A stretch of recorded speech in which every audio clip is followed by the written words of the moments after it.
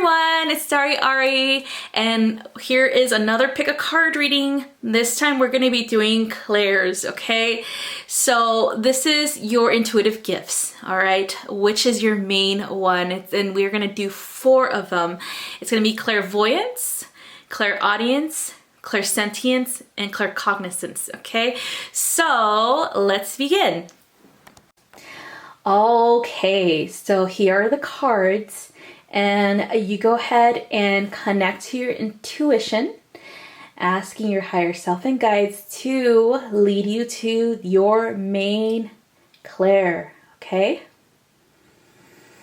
All right, here's the first one, and this is clairsentience, okay? And this is clear feeling, okay? So this happens to a lot of people who are very sensitive. A lot of people are called empaths. So what this is that you feel energy within your body. You sense shifting of energy as well as any type of emotional shifts in people, okay? So you're very sensitive to environmental changes, very sensitive to emotional changes in yourself and others. And this is something that a lot of healers who are here to assist with the healing process is usually, connected to them as their main Clair, okay? So how can you connect to this Clair if you really want to work with it and want to make sure that you're doing what you need to do to access it in a compassionate way? So what I recommend is making sure that you are setting boundaries. That's the first thing. When you have people around you who are in a lower vibration, making it seem or feel like it's a toxic environment, you can easily leave. Okay, that's one thing you can do. Or you can go ahead and if you can't leave, you can go outside during breaks if you're at work and ground that energy, get it away from you, ground it and clear your space, okay, clear your energy field. Also, you can ask your guides to assist you with making sure that you are not bringing in anyone's energy, that you are not here to transmute their energy unknowingly, okay? Another thing you can do, and this is something very important, is self-care. What does self-care mean? Well, you taking the time to not answer your phone, not answer that text, things like that. It's not that you're being selfish, just that you really are taking care of your space and you are setting boundaries with people.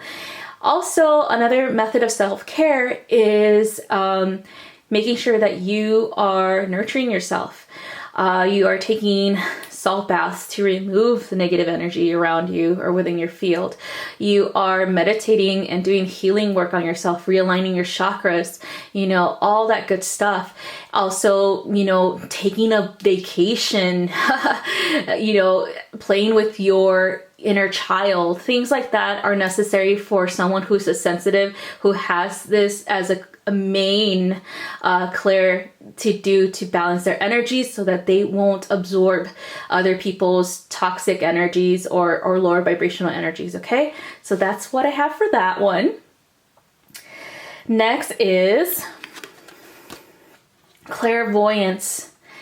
This is the main Clair for clear seeing. A lot of people have this who call themselves mediums, okay? I, for one, this was my first Clair. The reason how I know is that when I was a kid, I was, I am a medium, but it was a lot of stuff that I would see that no one could see. I could see passed over loved ones. I could see guides from different dimensions, different realms of creation and existence. So this is what you see with your third eye. You're not seeing it with your physical eye. What it is a projection from your third eye into your brain, okay? So a lot of people think, if I close my eyes, I won't see them. No, it's because your third eye is active, is allowing these visions this information coming in. So for those who are mediums, for those who have this as a main Clair, It is specifically meant to assist you with doing readings or assisting anyone who needs guidance, especially for crossover loved ones, to give them some, sense of peace for that, okay? Another thing about this is not a lot of people have it as pronounced in that way that all of a sudden, all of these images come in without you, asking for them. So sometimes you have to meditate to connect with that specific Clair.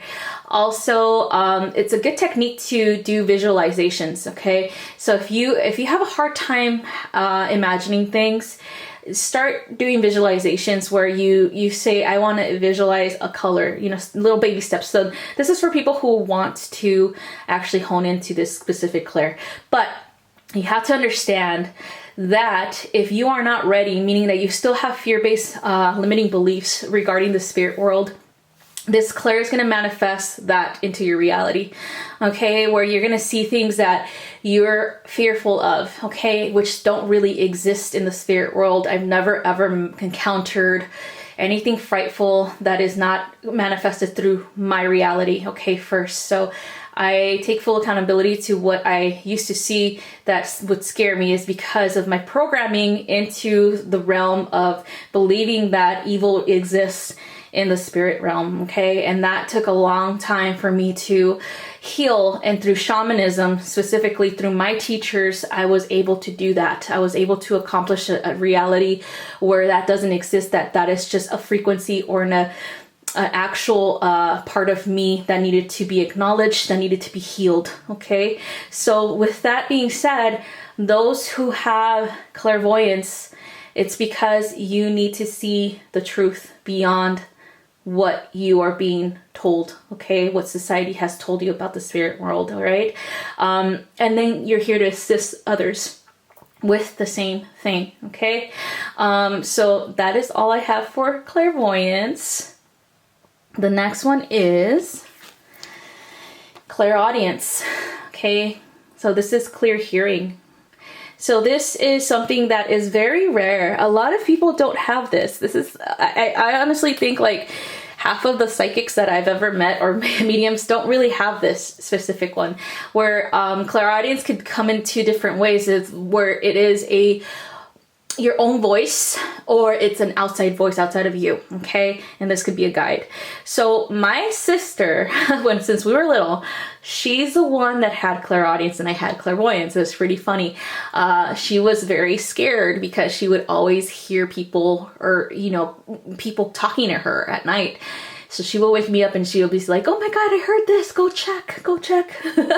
So I was the one checking the house, seeing if there's spirits around, and usually there were, but I would not tell her because I didn't want her freaking out because she was so engulfed in the 3D mindset of fear-based mentality regarding the spirit realm. So I didn't want to do that.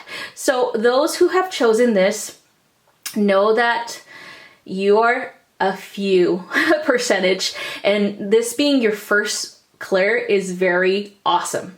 In my experience, hearing somebody speaking to me is like extraordinary, to me, I feel like communication is the key when it comes to bringing in information from the other realms, helping people, heal if there is somebody who passed over, things like that. So clairaudience can come in that form that it's outside of you. You're hearing the guides, you're hearing the passed over loved ones, you're hearing the angelic voices, you're hearing high pitched voices, or even tones. You're hearing music that's not even there, things like that. So it's pretty cool to have this one. Also, if it comes in the form of your own voice that you're hearing within yourself, that's the way people do it as well. I feel that communication in that way is better for me because when you have clairvoyance like I do, which is my main one, but I always, as a psychic medium, as a shaman, I work with all my clairs when I'm doing healing work and doing readings and things like that. They just activate. It took me a while, but I just allow it to activate. But for clairaudiences, it's just kind of like wow, I wish I had that advantage when I first started. So if you really want to hone in on this gift, if you really want to work more with it, I would definitely start to create a sacred space, your circle of protection, bringing your medicine wheel, whatever you want to call it, and start to meditate and start asking questions with your higher self first and then your guides, okay? Ask questions like, things that they would tell you or respond to you back, okay? That's how you start working with this sense or this Clair, okay? So that's all I have for that one. The next one is claircognizance, okay? And this is clear knowing. This happens a lot to me when I am receiving information through channeling, medium, and any type of readings that I do for people. I usually receive knowledge for them. And this has to do with tapping into the Akashic records. The Akashic records is not a physical place anywhere. It's actually within all of us, okay? We all are conscious streams. We all have access to every single thing in creation, okay? So we all just have to go within and access that. So claircognizance is that link to the higher realms, the link to divine knowledge, divine wisdom, universal truth, okay, or source truth. Even if it's something like simple as like what happened in 1775 that year, you know, with an ancestor of mine, I want to know that, you know. You can access that through claircognizance because you're receiving into your mind the information, okay? So you're receiving that conscious stream into you, okay? You're connecting to it. For people who want to do past life regressions and all this other stuff, this is the main Clair that you have to access in order for you to do that, okay? For people who just know things, like you don't know how you know it, you just know things. That is why this is your main Clair, okay? And that is a great Clair to have as well because you just have knowledge. But you have to understand that everything that we receive is being filtered through our own consciousness and the way that we perceive the world and this information. Depends on how we were raised. It also depends on any type of filter that we have that may be fear-based, limiting belief, you know, things like that. So if you're receiving information that you think is iffy or wrong, or you feel like weirded out about it, you got to check your filter, okay? You got to check why you feel that way. You got to check what's going on that is making you feel that way. What type of fear do you have regarding this type of knowledge coming in? Things like that, okay? You will see this a lot with channeled messages, with blogs, with things like that, with a lot of mediums and psychics where they have a message that they're receiving, but it's in so many ways because of their filter. The ego steps in and it tends to twist the message to something beneficial for themselves. So it's very important to be mindful of this. If you watch things like that and you have a weird feeling about messages, then go with your gut, okay? Also check yourself as well. Like I always check myself. I always check my messages. I always reiterate the message to my guides, to my higher self. And I always say to myself, is this going to instill fear in someone if I bring this to the light, or is this going to actually benefit humanity? And usually when I do that, any message that I receive is going to benefit humanity in a positive way, okay, not fear-based. So that is it. That is all I have for you guys. Thank you so much for watching. And again, if you guys want to book any reading, any energy healing, or a mentorship and learn how to do this yourself, go ahead and check out my website at www.starryari333.com.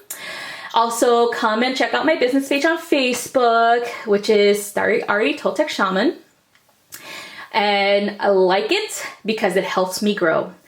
Thank you so much. Have a great rest of your day. Bye-bye.